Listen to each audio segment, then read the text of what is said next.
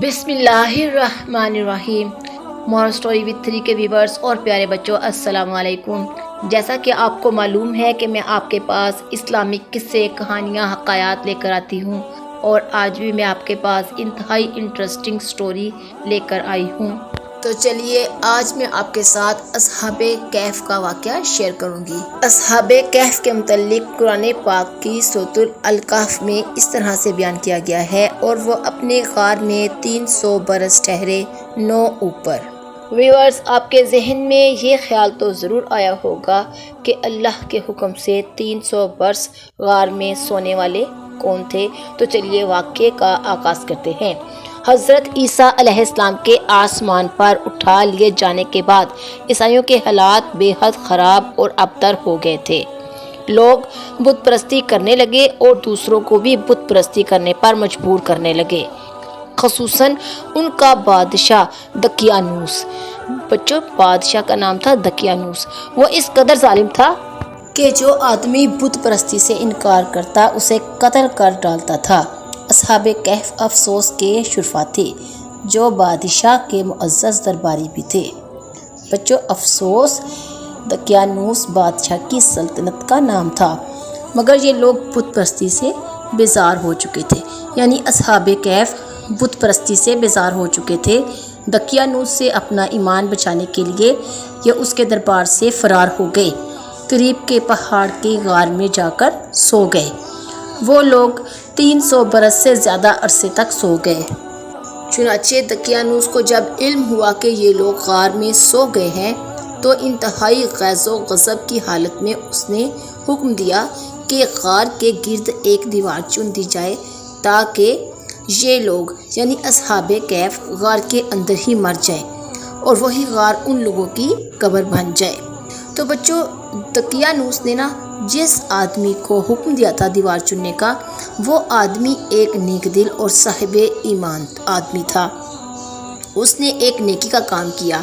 وہ یہ کام کیا کہ اس نے اصحاب کہف کے نام، ان کی تعداد اور پورا واقعہ لکھ کر ایک تانبے کے صندوق میں رکھ دیا، اور تانبے کے صندوق کو دیوار کی بنیاد میں رکھ دیا، اور ایسی ہی ایک اور تختی بنائی، اور اس نے وہ دوسری تختی شاہی خزانے میں رکھوا دی۔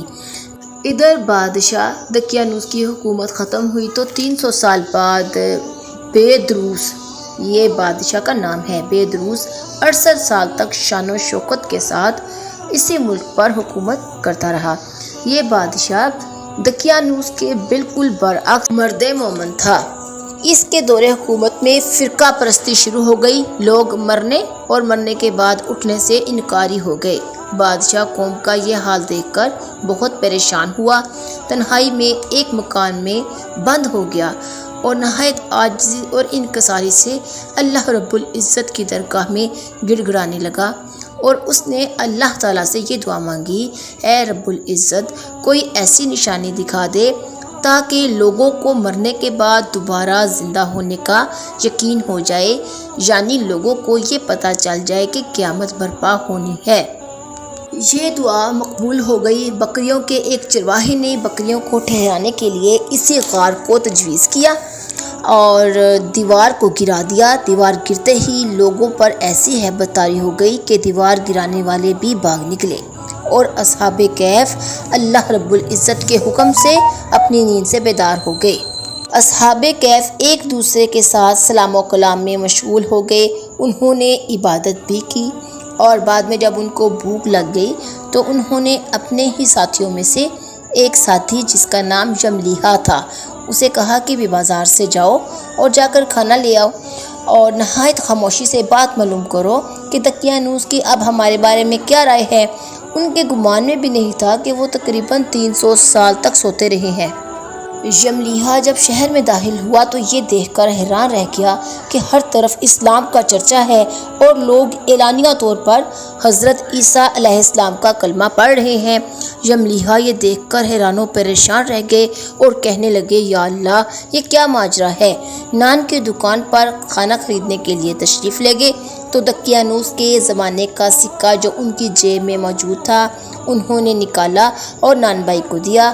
دکاندار کو شک ہوا کہ شاید اسے کوئی پرانا خزانہ مل گیا ہے اور اس نے اسے حکام کے حوالے کر دیا، یعنی دکاندار نے شک کی بنیاد پر جملیحہ کو حکام کے حوالے کر دیا۔ خزانے کے حکام نے پیسے کو پہچانا اور پوچھا، یہ روپیہ تو 300 برس پرانا ہے، تم ابھی جوان ہو، تم ہمیں صاف صاف بتاؤ کہ یہ پیسہ تم نے کہاں سے لیا ہے اور کون سا خزانہ تمہارے ہاتھ لگ گیا ہے۔ حضرت جملیحہ خود پریشان تھے کہ میرے ساتھ کیا ہو رہا ہے، اور ادھر غار میں ان کے باقی ساتھی بھی بہت زیادہ پریشان تھے۔ جب وہ واپس نہ پہنچے تو جو غار میں موجود اصحاب کہف تھے وہ خوف اور ڈر کی وجہ سے استغفار میں مشغول ہو گئے۔ اب حضرت جملیحہ کے لیے صرف یہی ایک راستہ باقی رہ گیا تھا کہ وہ اپنی پوری کہانی ان کو بیان کرتے۔ چنانچہ انہوں نے اس وقت کے حکام خزانہ کو اپنی تمام کہانی سنا دی۔ چنانچہ حکام اور شہری کثیر تعداد میں اصحاب کہف کو ملنے کے لیے غار کے پاس پہنچے اور وہ بھی یہ تمام ماجرا دیکھ کر حیران و پریشان ہو گئے۔ چنانچہ اس وقت تانبے کا صندوق تلاش کیا گیا اور اس پر اصحاب کہف کا نام درج تھا، اور اس پہ یہ بھی درج تھا کہ یہ مومنوں کی ایک جماعت ہے، اپنے ایمان کی حفاظت کے لیے دقیانوس بادشاہ کے خوف سے بند ہوئے ہیں۔ دقیانوس نے ان لوگوں کو غصے میں آ کر ایک دیوار سے بند کر دیا ہے۔ ہم یہ حالات اس لیے لکھ رہے ہیں کہ جب کبھی بھی یہ غار کھلے تو اصحاب کہف کے حالات سے تمام لوگ مطلع ہو جائیں۔ بیدروس بادشاہ بھی آن پہنچے اور وہ اسی وقت اللہ تعالیٰ کے سامنے سجدہ ریز ہو گئے۔ انہوں نے اللہ رب العزت کا شکر ادا کیا کہ اللہ رب العزت کی درگاہ میں ان کی دعا مقبول ہو گئی تھی۔ اس وقت کے لوگوں نے جب خود اپنی آنکھوں سے دیکھا کہ 300 سال تک سوئے رہنے کے بعد اصحاب کہف اٹھ سکتے ہیں تو کیوں نہیں اللہ رب العزت جل جلالہ مرنے کے بعد دوبارہ زندگی لازمی دے سکتا ہے، اور قیامت کا یقین بھی ان کو ہو گیا کہ ایک نہ ایک دن قیامت لازمی آنی ہے۔ بادشاہ بیدروس نے اصحاب کہف کو اپنے ملک میں رہنے کے لیے خوش آمد کہا، لیکن اصحاب کہف سب سے السلام علیکم کہنے کے بعد دوبارہ اس غار میں چلے گئے اور جا کر سو گئے۔ اللہ رب العزت نے ان کو دائمی موت دے دی۔ بادشاہ سلامت جن کا نام بیدروس تھا انہوں نے غار کا منہ بند کر دیا اور ان کے آگے ایک مسجد بھی تعمیر کروا دی جو آج تک وہاں پر موجود ہے، اور لوگ جارڈن میں اس مسجد کی زیارت کے لیے بھی جاتے ہیں۔ تو ویورز، اس واقعے سے ہمیں یہ سبق ملتا ہے کہ جب اللہ رب العزت پر کوئی دل و جان سے ایمان لے کر آتا ہے تو اللہ رب العزت خود ان کی مدد فرماتا ہے۔ اس کے علاوہ ہمیں یہ سبق بھی ملتا ہے کہ نیکوکار کے رہنے سے انسان ہمیشہ بھلائی کی طرف ہی جاتا ہے، کیونکہ ان کا ایک کتا قطمیر بھی تھا اور بعض علماء کرام کی رائے سے وہ کتا بھی جنت میں ہی جائے گا۔ تیسرا سبق ہمیں یہ ملتا ہے کہ ایک نہ ایک دن قیامت برپا ضرور ہوگی، کیونکہ جو رب 300 سال بعد سوئے ہوئے انسان کو دوبارہ اٹھا سکتا ہے تو وہ مرے ہوئے انسان کو بھی دوبارہ زندہ کر سکتا ہے، اور قیامت کا آنا ایک برحق بات ہے۔